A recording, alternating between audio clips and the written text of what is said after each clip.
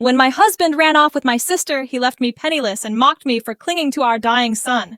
4 years they paraded their perfect life while I scrubbed floors to survive.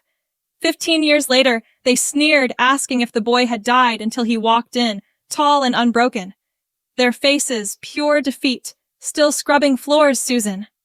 Maria's voice cut through the grocery store, 15 years after she'd stolen my husband. She stood there, examining organic tomatoes while I held my last $20. Carl beside her with his success gut and designer clothes. We heard George died years ago. Such a tragedy. That's when my 6'3" son walked through the automatic doors in his Georgetown medical sweatshirt. Before we dive deeper, thank you for being here to witness these stories of survival and strength. If you believe families should protect, not poison their children, please consider subscribing. It's free and helps us reach more mothers who need hope. Now let me tell you how we got here. But I'm getting ahead of myself. Let me tell you how we got here. How my sister and husband built their happiness On the foundation of a child's suffering.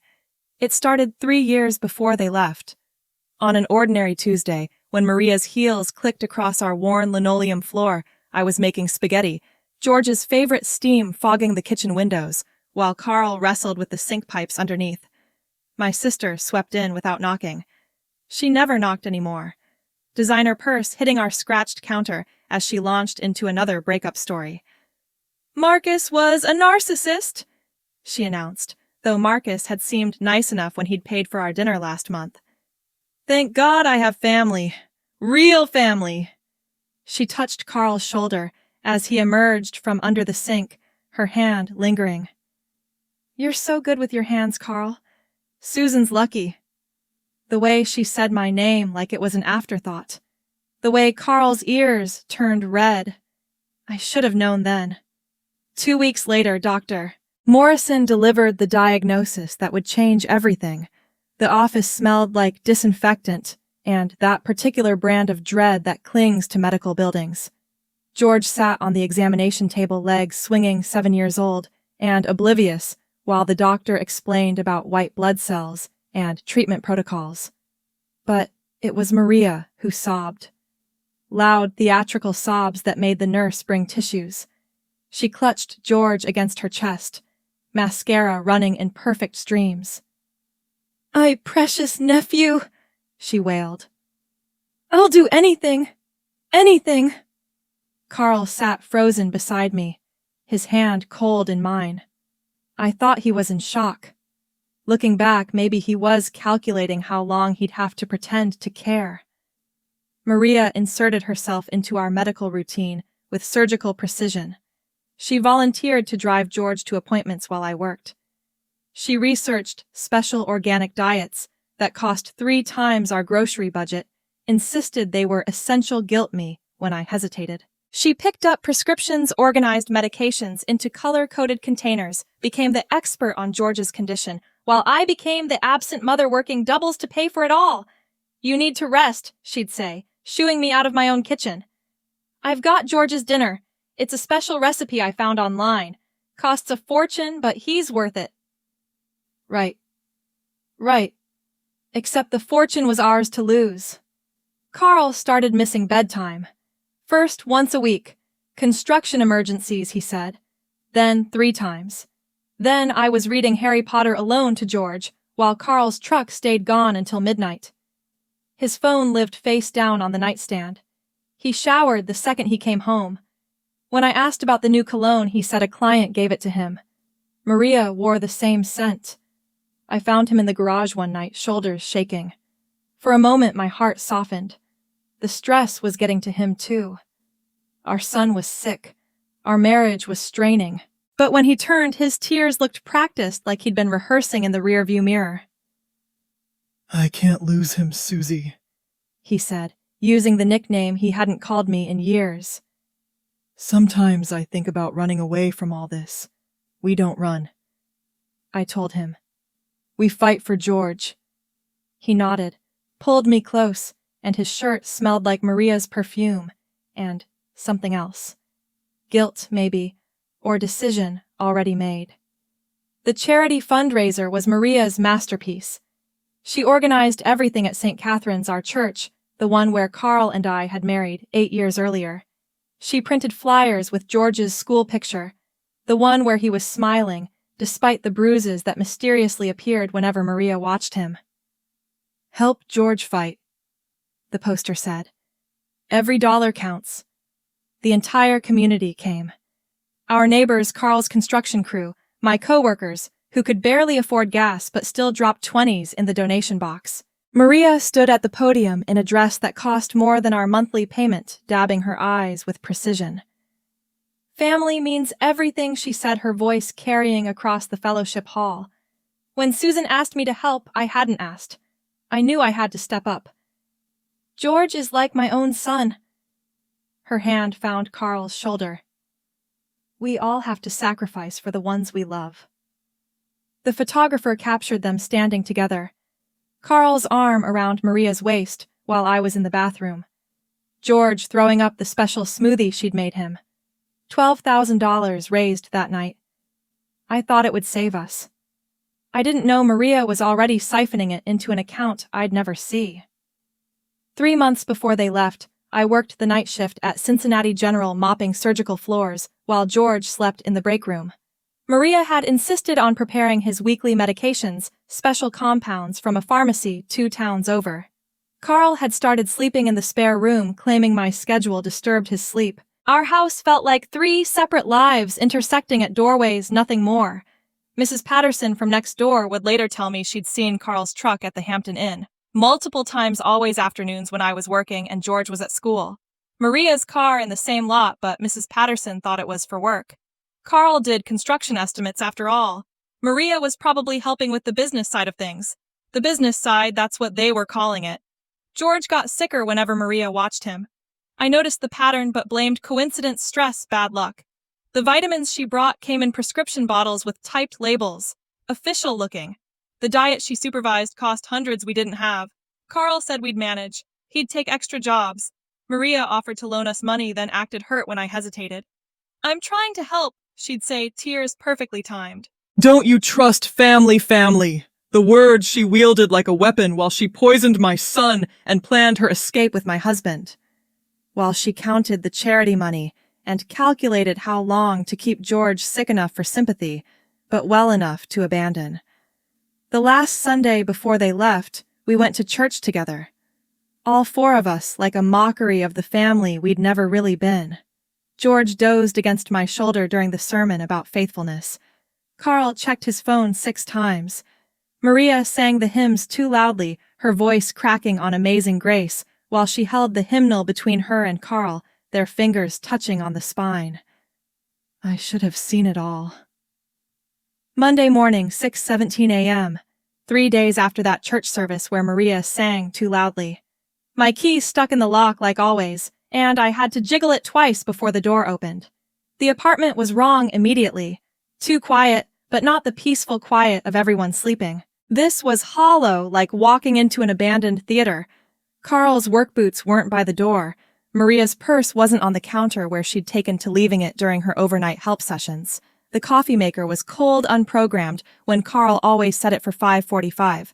George was still in his bed, tangled in his dinosaur sheets, breathing steady. Relief flooded through me so hard my knees buckled. Whatever else was wrong, George was here safe.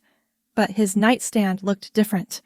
The medicine organizer Maria had bought was gone along with the special water bottles she insisted he use. The note waited on the kitchen table, held down by Carl's wedding ring. Maria's handwriting, the same loops and curves that had signed my birthday cards for 32 years. George's illness is destroying everyone. We deserve happiness too. Carl and I have found something real. We can't watch him deteriorate anymore. It's too painful. The apartment is paid through the month. His medications are in the cabinet. We're sorry, but we need to save ourselves. Don't try to find us. Both their signatures at the bottom." Carl's looked rushed.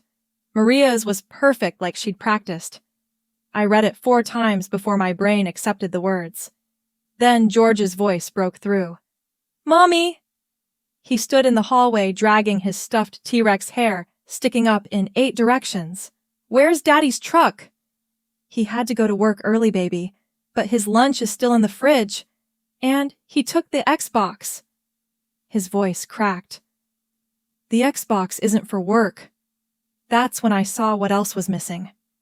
The flat-screen TV, Carl's golf clubs, the good laptop, Maria's jewelry box she kept in our bedroom for safekeeping. They'd loaded up like thieves while their sick nephew slept down the hall. "Why did Aunt Maria take her medicine box?" George asked. She said, "I needed it every day," she said. He started coughing that wet sound that had haunted our nights for months. But this time it sounded different. Forced, like he was making himself cough because that's what sick kids did. I pulled him against me and he felt so small. All sharp shoulder blades and thin arms. "Did Aunt Maria say goodbye to you?" "No, but I heard them last night carrying stuff. Daddy dropped something and said a bad word."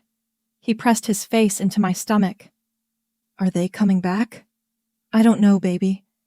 Did I do something wrong? I took all the medicine, even the ones that made my tummy hurt." My vision blurred. 7 years old. And he thought their abandonment was his fault, that somehow his illness, the very thing they'd orchestrated, had driven them away. You did nothing wrong. Nothing. Sometimes adults make selfish choices, like when Daddy ate your birthday cake last year. Yeah, like that. But bigger. We sat on the couch. George curled into me like he was trying to disappear. I should have been making breakfast, getting him ready for school, checking his temperature. Instead, I held him while the morning light exposed everything they'd taken, the empty spaces where pictures had hung. Carl had taken the ones of himself, but left our wedding photo, his face scratched out with something sharp. "I'm hungry," George finally said. "Can I have regular cereal? Not the special one Aunt Maria makes. You can have whatever you want." He chose Lucky Charms. Maria had banned them, said the sugar would interfere with his treatments. He ate 2 bowls while I watched, memorizing his face, the way his eyes weren't as sunken as yesterday. When he smiled, milk dripping down his chin, he looked like a normal kid, not the dying child Maria had crafted. The bank was my next stop. George waited in the car with his dinosaur while I stood at the ATM, certain the machine was broken. $17. That's all that remained of our savings, our checking everything. The emergency fund we'd built over 5 years gone. George's college account. My mother had started with $1,000 before the cancer took her. Emptied. The receipt printed out like a verdict. Withdrawals starting 3 weeks ago. 500 here, 800 there. The final cleaning yesterday while I worked and George slept. Even the quarters in his piggy bank would be more than what they'd left us. The teller inside pulled up our history. Joint accounts, she explained apologetically. Carl had every right. The credit cards were maxed out too. Charges at hotels, restaurants, a jewelry store. They'd been spending for weeks while I counted pennies for George's medicine. "Can you put a hold on anything?" I asked. "I'm sorry, ma'am. There's nothing left to hold." Back home, George had fallen asleep in the car. I carried him inside, all 42 of him, his fever already climbing again, but different this time, like his body was confused, trying to be sick because that's what it knew. Mrs. Patterson knocked while I was making soup from a can. She stood at our door with her own pot of something homemade, her face creased with concern and barely contained gossip. "I saw the moving truck," she said, pushing inside at 4 a.m. Thought it was strange, moving truck. Well, Carl's truck, but loaded up like moving day. She set her pot on my stove, eyes scanning our emptied living room. "Susan, honey, I need to tell you something." My stomach dropped. What I've seen them at the Hampton and off Route 9 multiple times these past weeks. Middle of the day when you were working. He touched my hand. "Maria's been staying there. Saw her key card myself when she dropped it at the mailboxes. Room 237. Been charging it to your Southwest credit card. How long? 6 weeks. Maybe more." I hoped I was wrong. Thought maybe she needed space from her latest breakup. Mrs. Patterson's voice dropped, but Carl's truck was there too. Every Tuesday and Thursday, like clockwork. Tuesdays and Thursdays. Maria's special pharmacy run days for George's medications. The days she insisted I work doubles to cover the cost.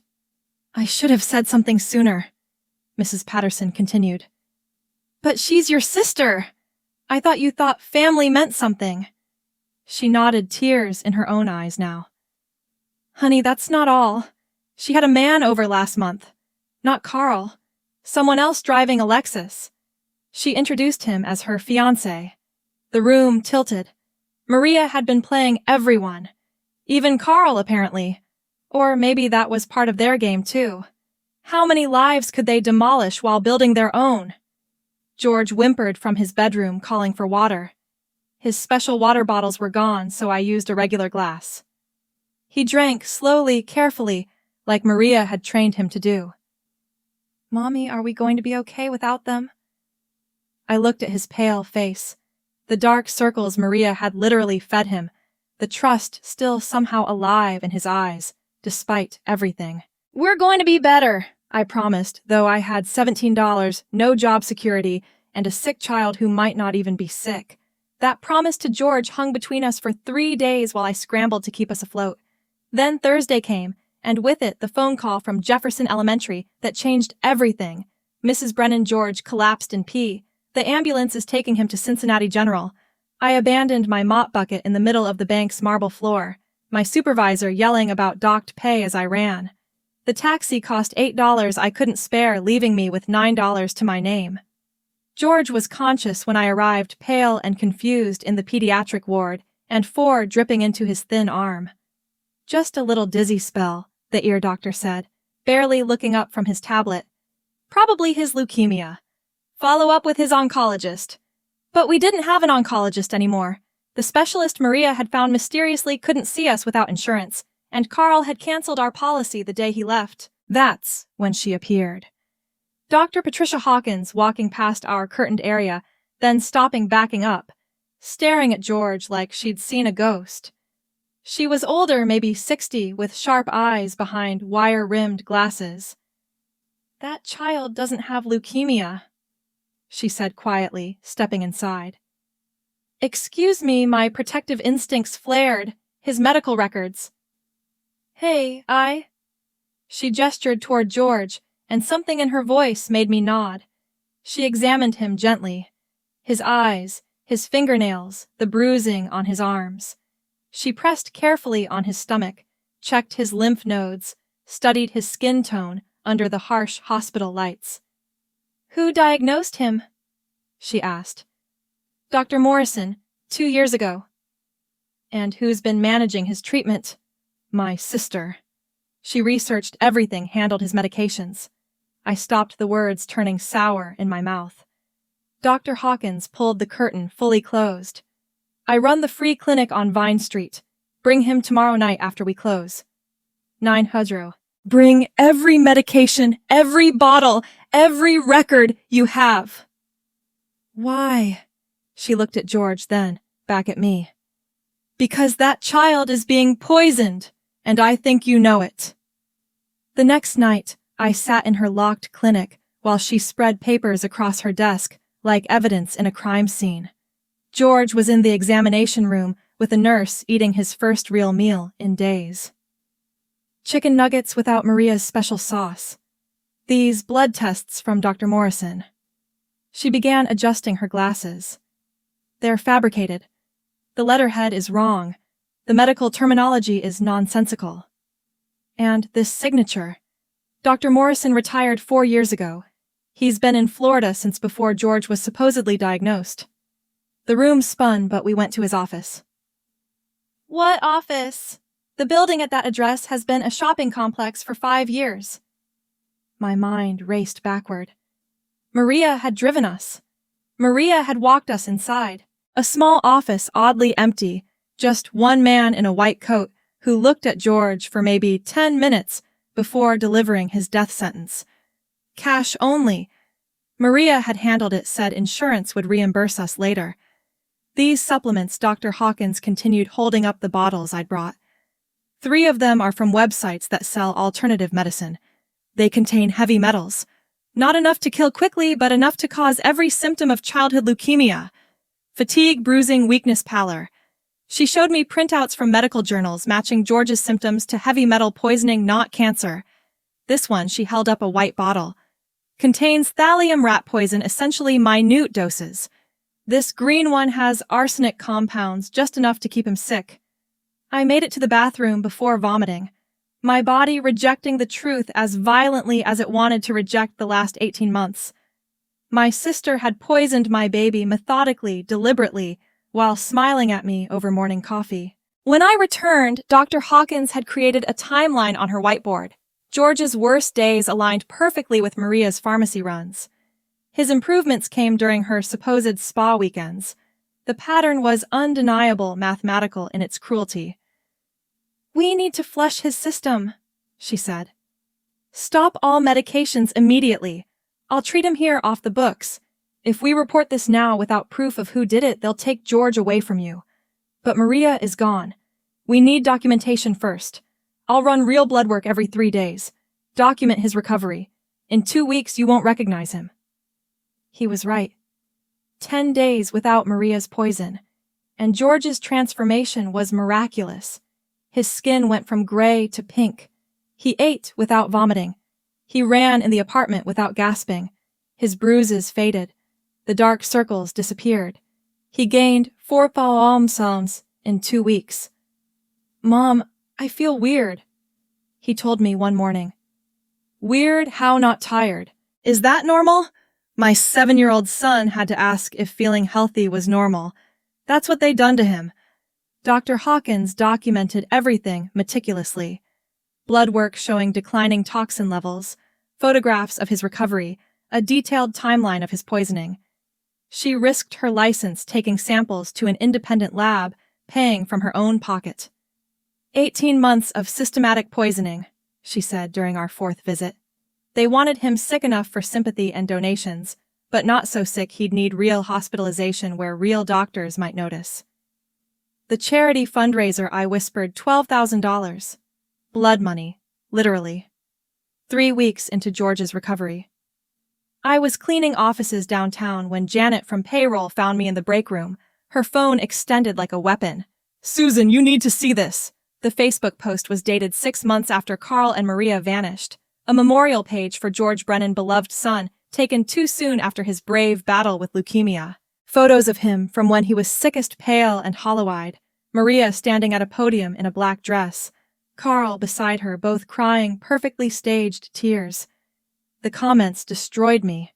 Hundreds of people offering condolences, sharing memories of the sweet sick boy, donating to their new charity George's Wings, supporting families through childhood cancer. "They killed him off," Janet said gently.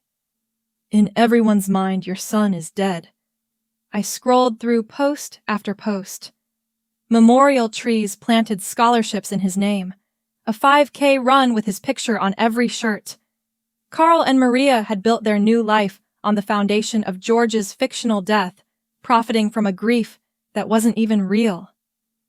"But he's alive," Janet said. "That's what matters."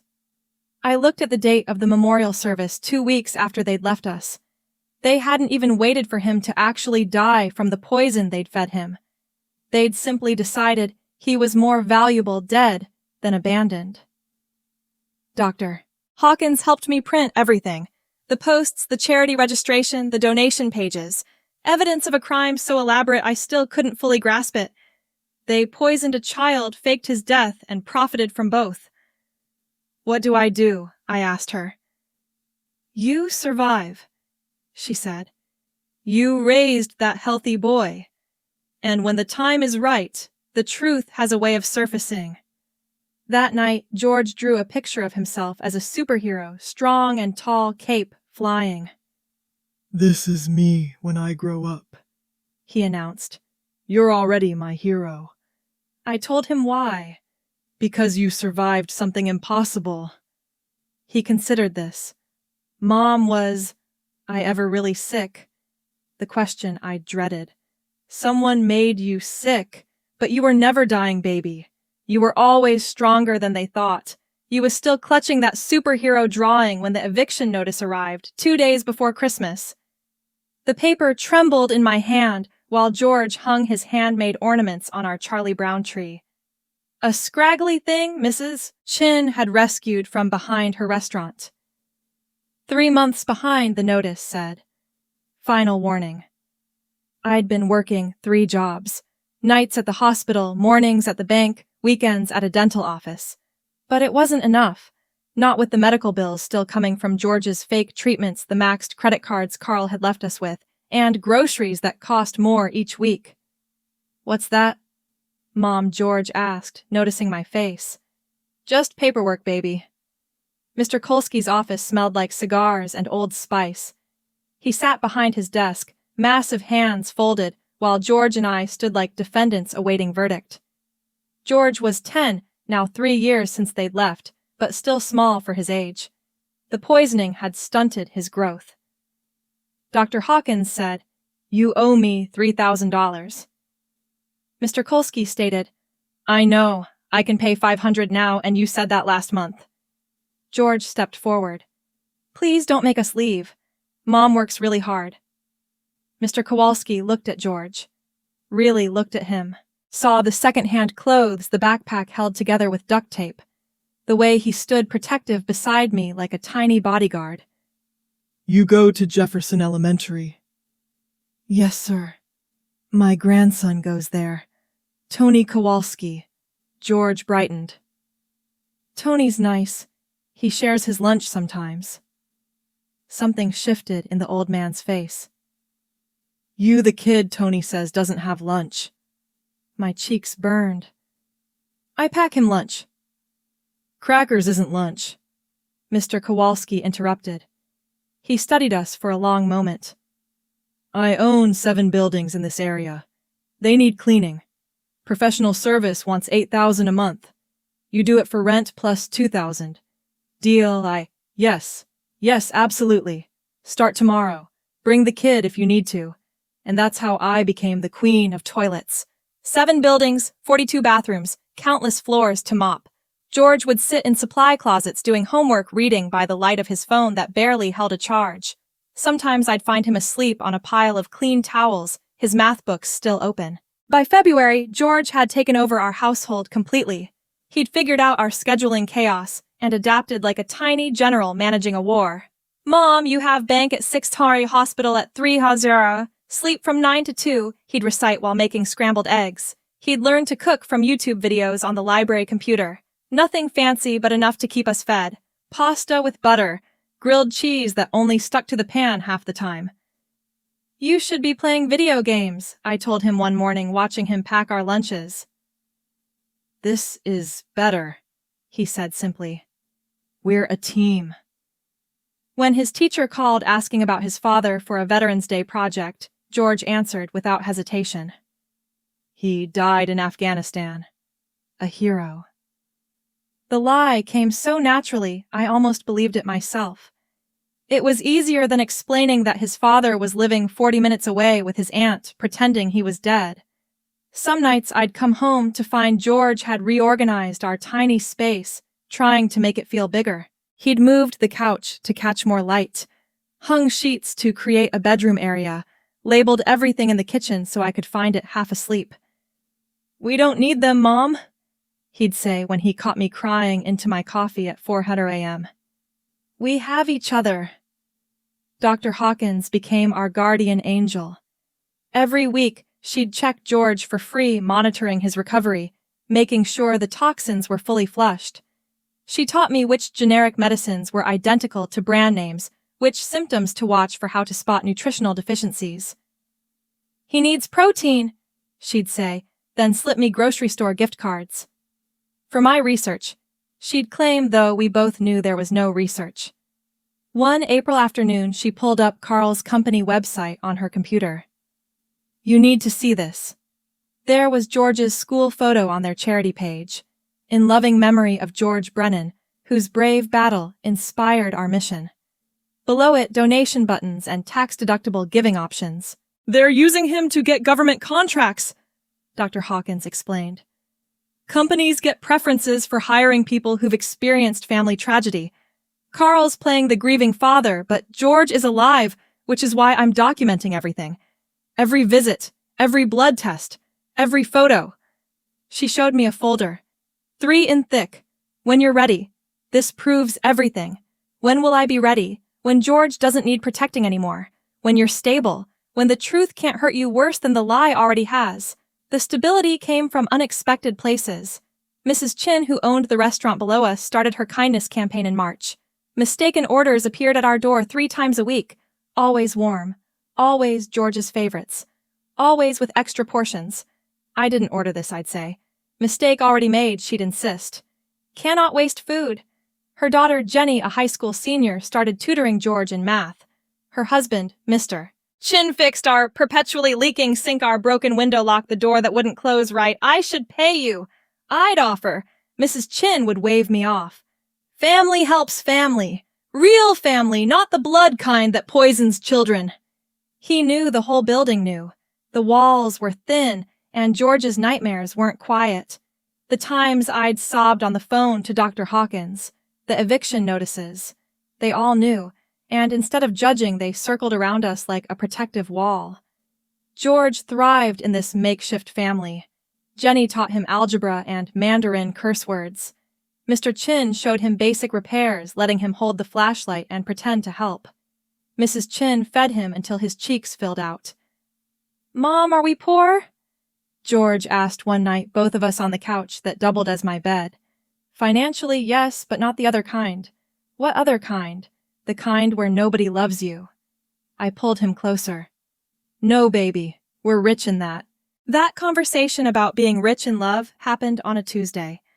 By Thursday, George had transformed our tiny apartment into a science lab, and I knew we turned a corner neither of us had seen coming. Mom, remember how Aunt Maria used to give me those vitamins? He was 13 now, growth spurt finally hitting, his voice cracking between words. I want to understand what she did. He'd salvaged an old microscope from Jefferson Elementary's equipment purge, set it up on our kitchen counter between the hot plate and the toaster that only worked if you held the lever down. Library books about toxicology towered beside it, tagged with colored sticky notes he'd peeled and reused until they barely stuck. For school, I asked for the science fair, and for me. 3 months he worked on that project. Every night after I'd collapse from my cleaning rounds, I'd find him hunched over data sheets, comparing chemical compounds, creating charts that tracked his own symptoms against known poisoning patterns. He titled it, When Medicine Becomes Weapon Detecting Fabricated Illness in Pediatric Patients. You can't mention Maria or Carl. I warned I won't. But Mr. Davidson says if I place at state colleagues' notice, even middle schoolers, Mr. Davidson, his science teacher, had become George's champion. Without knowing the full story, he'd stay after school helping George refine his hypothesis, teaching him to cite sources properly, never asking why a 13-year-old knew so much about medical fraud. The night before the state fair, George practiced his presentation for me and the Chens. He stood straight, spoke clearly. His anger transformed into academic precision. When he reached the slide showing how certain compounds could mimic leukemia symptoms, Mrs. Chin gripped my hand so tight it hurt. He won. Not just his category, the whole thing. Grand champion. The judge, a professor from Ohio State, pulled me aside afterward. Your son's research is graduate level. Has he experienced medical trauma personally? Something like that. She nodded, knowingly. The best scientists often come from pain. He's going places.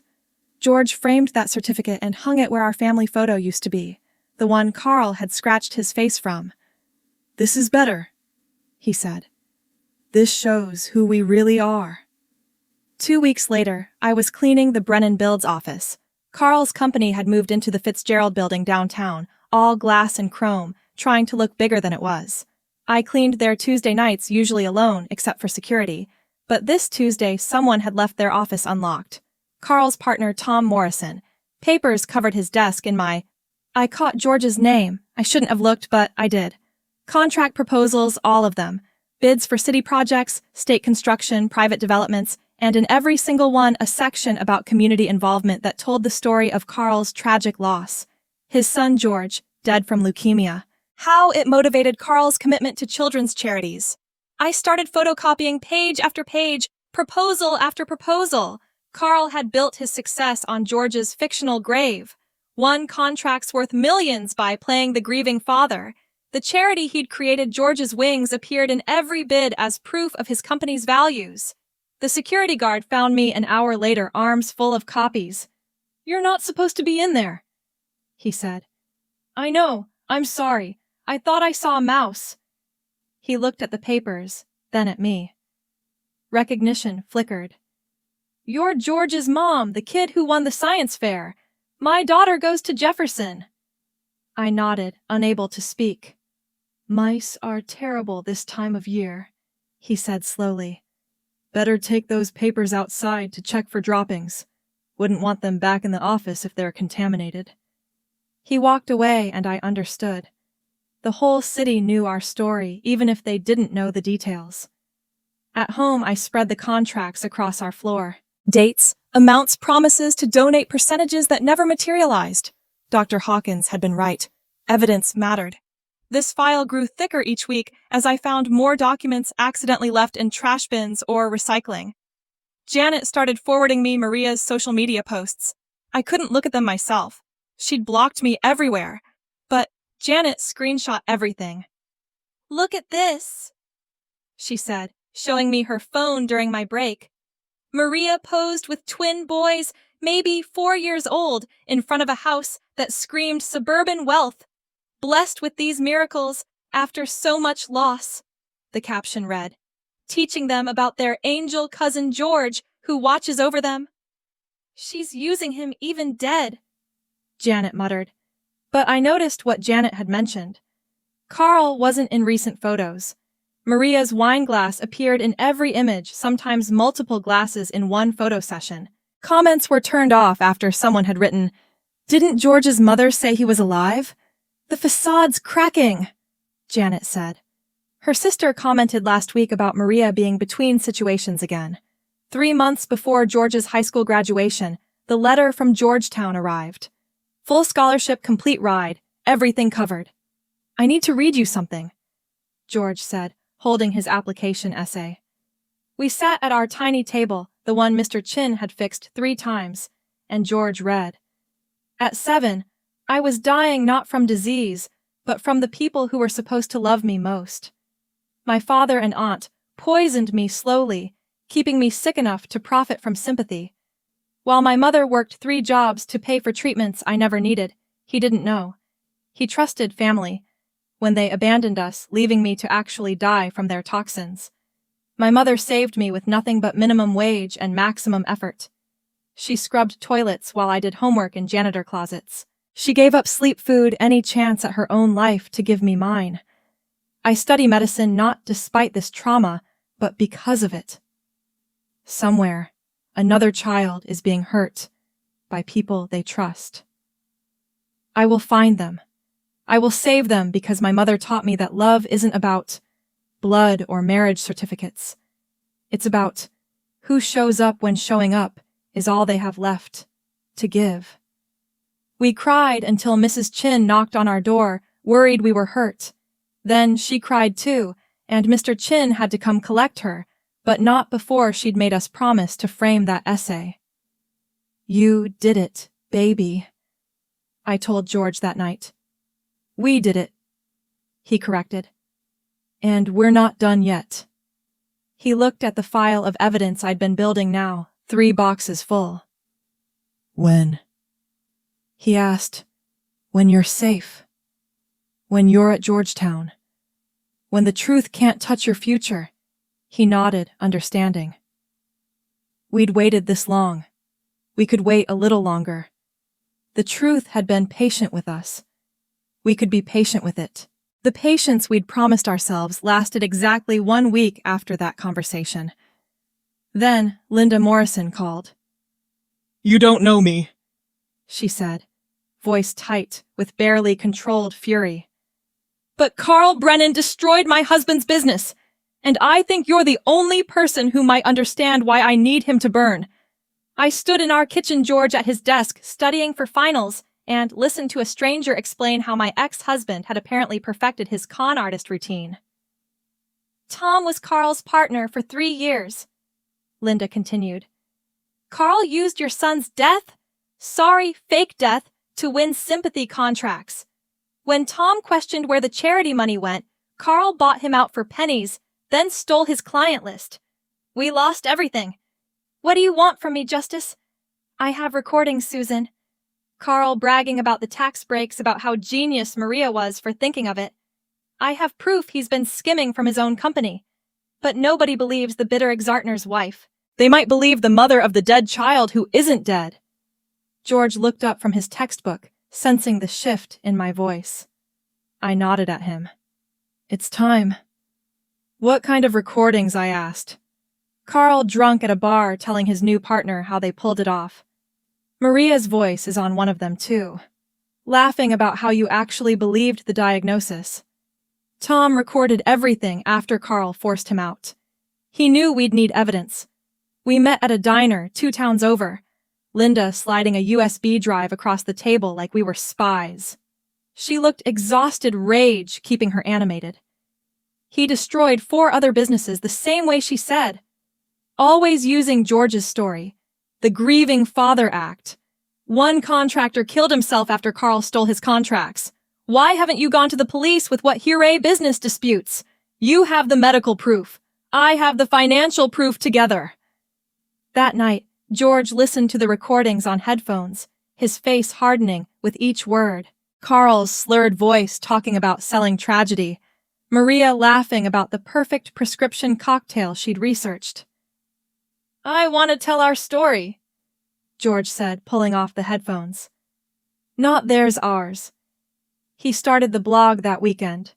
Living After Death, a survivor's story. He was 18, heading to Georgetown in the fall, old enough to speak his truth. The first post was simple. I died when I was 10. At least that's what my father told everyone. He held a memorial service, started a charity in my name, built a business on my grave. The only problem, I was alive, living above a Chinese restaurant with my mother recovering from systematic poisoning by the people who were supposed to love me most. He didn't name names, but the details were specific enough. The charity called George's Wings, the construction company that won humanitarian awards, the aunt who became a stepmother, the vitamins that weren't vitamins. 3 days later, Channel 6 called, then Channel 11, then the Cincinnati Enquirer. The story of the boy declared dead while still breathing was irresistible to media. George turned them all down, except for one. A podcast about medical abuse that promised to let him tell the story his way. The episode dropped on a Tuesday. By Wednesday, it had 1 million downloads. People are asking questions, Janet told me at work. Carl's company Facebook is getting bombarded. Someone found the memorial page. Dr. Hawkins moved faster than the internet. She'd been building her own case for years, and George's blog gave her the opening she needed. She forwarded everything to the Medical Ethics Board, the State Licensing Department, Child Protective Services. I'm not letting them practice their evil anywhere else. She told me that fake Dr. Morrison Maria hired. I found him. Real name is Marcus Webb. Lost his license in Indiana for insurance fraud. Maria paid him $2,000 to play doctor for an afternoon. The investigation opened quietly. Forms filed, questions asked, documents requested. Carl and Maria didn't know yet, but their perfect world was already crumbling from the inside. Then Maria tried to reach out. Patricia, my mother's best friend before she died, called me on a Thursday evening. Susan, I need to tell you something strange. What happened? Maria contacted me through Facebook. Said she's been trying to reach you. Needs to make amends. She claims Carl forced her into everything. That she never wanted to hurt George. What did you tell her? That you died, heart attack from the stress 2 years ago. Figured she should taste her own medicine. And Patricia's voice turned cold. She asked about life insurance. Whether George got anything. That woman hasn't changed a bit. George heard the whole conversation. She thinks you're dead. Apparently he smiled, dark and satisfied. Good. Let her think she won. Makes the truth hurt more. The cracks spread faster now. Janet forwarded me screenshots of Maria's increasingly frantic posts. Wine bottles multiplying in photos. Carl absent from everything recent. The twins looking neglected hair, unwashed clothes too small, comments from concerned friends asking if she needed help. Someone had leaked George's blog to Maria's charity board. Suddenly, George's Wings was under review. Donors demanding answers. The IRS sniffing around their tax-exempt status. Linda called weekly with updates. Carl's new partner had started asking questions about the books. Clients were pulling contracts. The humanitarian award they'd won was being reconsidered. "He's drinking heavily," Linda reported. Tom saw him at 3 different bars last weekday drinking alone. But the real crack, the one that would shatter everything, came from an unexpected source. One of Maria's twins, only 4 years old, had been admitted to the hospital with suspicious symptoms. Bruising fatigue, familiar patterns. Doctor. Hawkins called me immediately. She's doing it again. Different hospital, same playbook. Those poor boys. Not for long. The ethics board was already investigating. This just accelerated everything. They're removing the twins tomorrow. I sat with that information, feeling the weight of those 2 innocent boys caught in Maria's web. History trying to repeat itself, but this time, people were watching. This time there were files and recordings and blog posts and a survivor named George who refused to stay buried. Mom, George said that night looking at his Georgetown acceptance letter. "When I'm safely at school, we release everything right. Everything good, because I just got an email from a journalism major who wants to write her thesis on our story. He found the memorial page, the charity records, my blog. She's connecting all the dots. The truth was spreading like wildfire, and Carl and Maria didn't even smell the smoke yet. They were still living in their crumbling kingdom, unaware that the boy they declared dead was about to rise from the grave they dug, bringing receipts. The journalism student had sent her questions just that morning, and I was still thinking about them when I walked into Kroger at 7:00 p.m., with my last $20 and a handful of expired coupons. 15 years of shopping at the same store, always at the same time, after my evening cleaning shift, before the night one. I knew which cashiers would pretend not to notice expired coupons, which aisles had the best markdowns, how to make $20 feed us for 3 days. I was comparing dented cans of soup when I heard it. That laugh, Maria's laugh, tinkling and false, like wind chimes made of glass. The same laugh that used to fill my kitchen while she poisoned my son. My body recognized them before my brain did. Every muscle tensed, fight or flight, flooding my system. There by the organic produce that cost more per pound than I made per hour stood Carl and Maria. Time had changed them, but not enough. Carl had gained weight, success weight, his polo shirt straining across a belly built by business lunches. Maria looked preserved, like she'd been sealed in suburban privilege. Botox, smooth forehead, highlighted hair, designer handbag that could pay our rent for 2 months. They were loading their cart with wine bottles, the kind with corks instead of screw tops, laughing about something on Carl's phone, living their perfect lie life, while I stood there in my clearance rack jacket holding soup I couldn't really afford. I should have walked away, should have gone to self-checkout and disappeared. But 15 years of silence suddenly felt heavier than my fear. Still scrubbing floors, Susan. Maria had spotted me first, her voice cutting through the distance between us, like she'd been waiting for this moment. She looked me up and down, taking in my discount store uniform. The exhaustion I wore like a second skin. The way my hands were still cracked from bleach despite all the lotion Mrs. Chin gave me. "We heard George died years ago." She continued examining organic tomatoes with theatrical interest.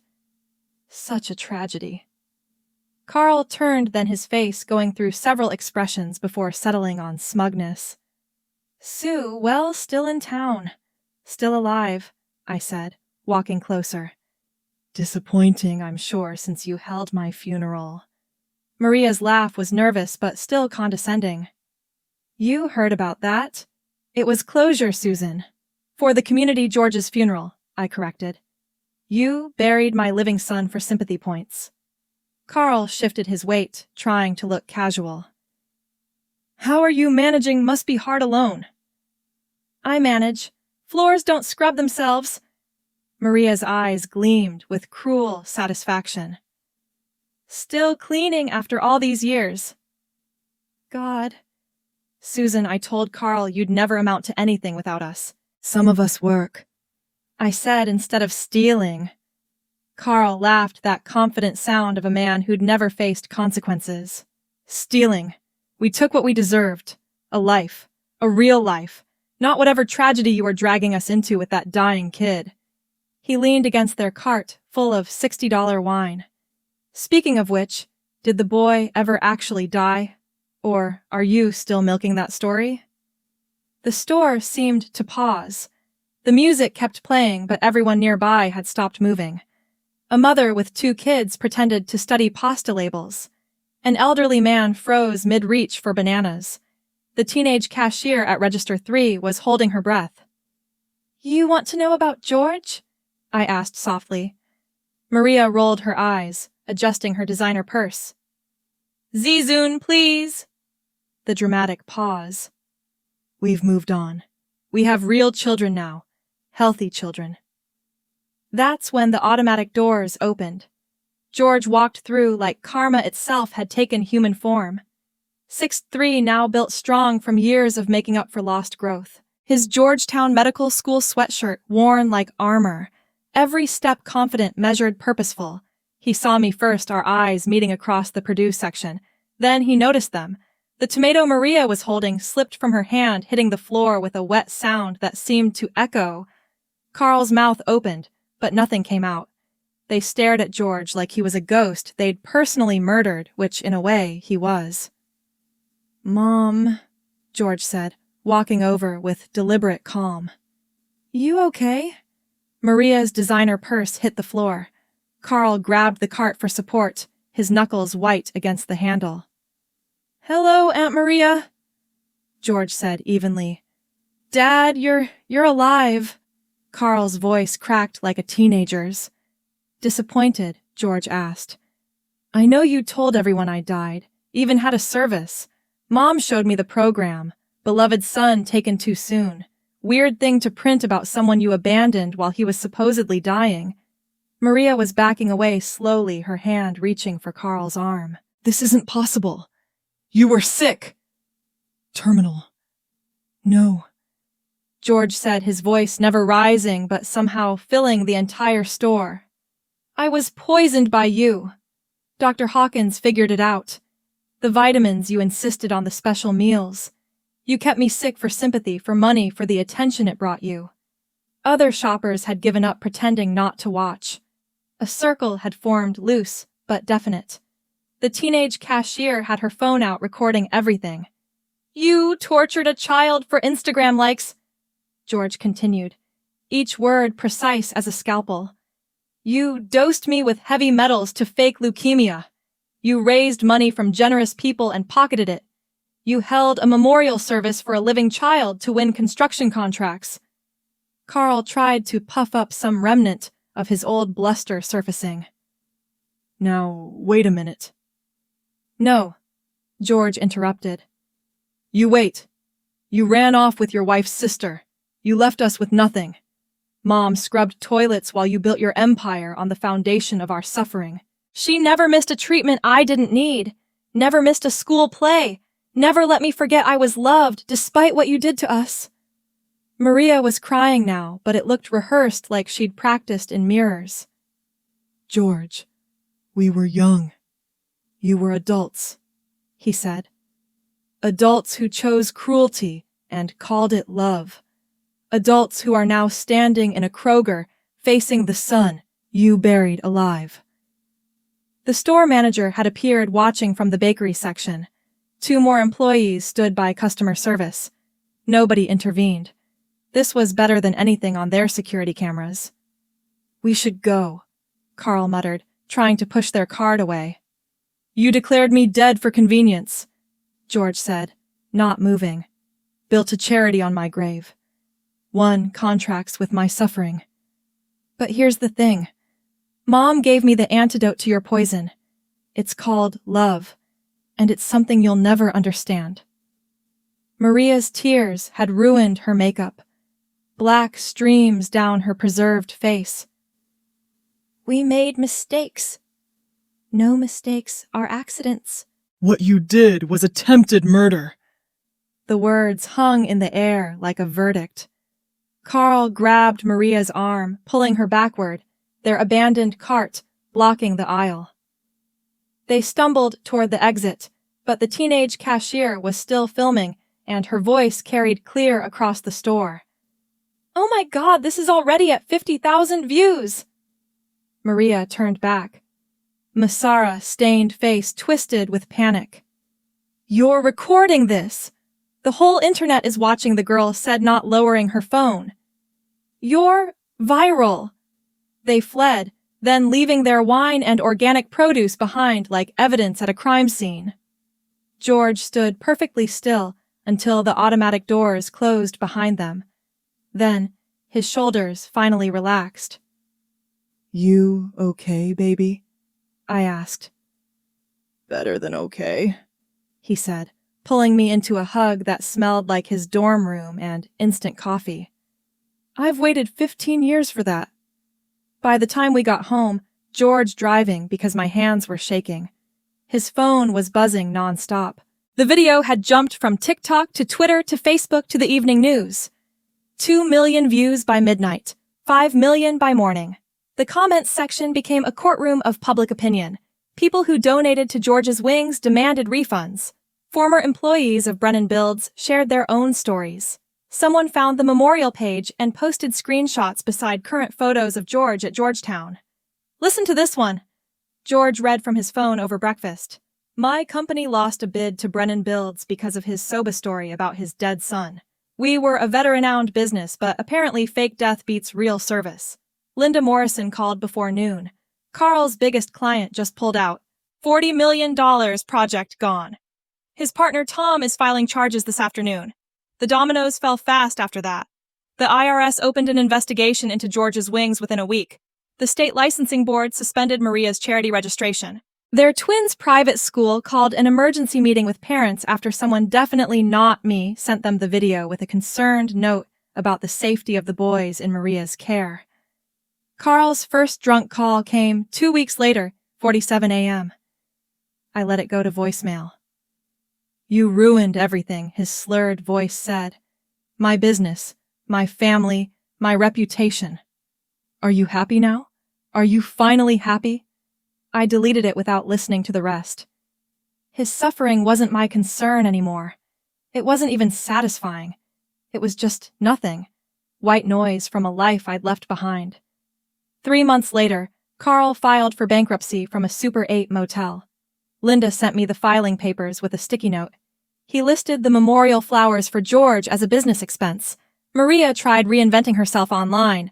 New Instagram, new name posting about rising from trauma and starting fresh after toxic relationships. But the internet has a long memory. Every post got flooded with screenshots of George's memorial page, links to his blog, that grocery store video playing on repeat. The investigation into the twins revealed what we'd feared. The same pattern starting again. Mysterious symptoms, special vitamins. Maria's tears perfectly timed for maximum sympathy. The boys were placed with Carl's mother, who'd apparently known something was wrong, but had been too afraid to speak up. At least they're safe, George said when we heard. They have a chance now. Spring arrived with acceptance letters and new beginnings. George got into Johns Hopkins for his pediatric oncology fellowship. Full scholarship again. His essay about identifying medical child abuse in pediatric settings catching the attention of the selection committee. His Georgetown graduation was everything the grocery store confrontation wasn't planned, peaceful, perfect. I sat in the auditorium wearing a dress Mrs. Chin had altered for me, surrounded by the family we'd built from scratch. The Chens, Dr. Hawkins, Janet, even Mr. Kowalski had come grumbling about parking but wiping his eyes when George walked across the stage. In his valedictorian speech, George stood at that podium where Maria had once performed her fake grief and spoke truth instead. 15 years ago, I was dying not from disease, but from the people who were supposed to protect me. I stand here today because one woman refused to let me disappear. She worked 3 jobs, sacrificed every comfort, gave up every dream of her own to save mine. My mother, Susan, taught me that family isn't about blood or marriage certificates. It's about who shows up when life falls apart. It's about who stays when leaving would be easier. Mom, this degree is as much yours as mine. The applause was thunderous, but all I could hear was my heart finally beating without fear. The celebration afterward was in our apartment above the Chinese restaurant. Mrs. Chin made enough food for 30 people, though we were only 12. Jenny, now a teacher herself, brought her kids who called George Uncle Doctor. Dr. Hawkins gave him a stethoscope that had been her father's. Mr. Kowalski handed him an envelope with a check that made George's eyes go wide. "For your mother," the old man said gruffly. "Back pay for all that cleaning, with interest." We sat around our small table, the one held together with wood glue and prayers, laughing at stories that weren't sad anymore. The walls that had heard so much crying now echoed with joy. George's phone buzzed with a news alert. Maria had been arrested for fraud. Carl was living in his truck. The twins were thriving with their grandmother. None of it mattered anymore. "You know what I realized?" George said, raising his glass of Jenny's homemade wine. "We won." "When?" I asked, the moment we survived everything else. The video there collapsed the justice. That's just credits rolling. We won the day we chose each other instead of giving up. Mrs. Chin nodded sagely. "Best revenge is good life." "To good life," George toasted. "To family," I added, looking around the table at these people who'd saved us when blood relations had tried to bury us. Later, after everyone left, George and I stood on our tiny balcony overlooking the city. Somewhere out there, Carl and Maria were living with their consequences. But here in this small apartment that smelled like sesame oil and love, we had everything. "Thank you," George said quietly, "for not giving up." "Thank you," I replied, "for being worth fighting for." We stood there in comfortable silence, two survivors watching the city lights, knowing that tomorrow George would leave for Johns Hopkins and I'd finally sleep without worry, and the ghosts they'd created would stay buried where they belonged. This wasn't the life I'd planned. It was better. It was real. It was ours. This story of justice finally served had you gripping your phone. Hit that like button right now. My favorite part was when George walked through those grocery store doors in his Georgetown sweatshirt, watching Maria and Carl realize their dead victim was very much alive. What was your favorite moment? Drop it in the comments below. Don't miss more powerful stories like this. Subscribe and hit that notification bell so you never miss an upload.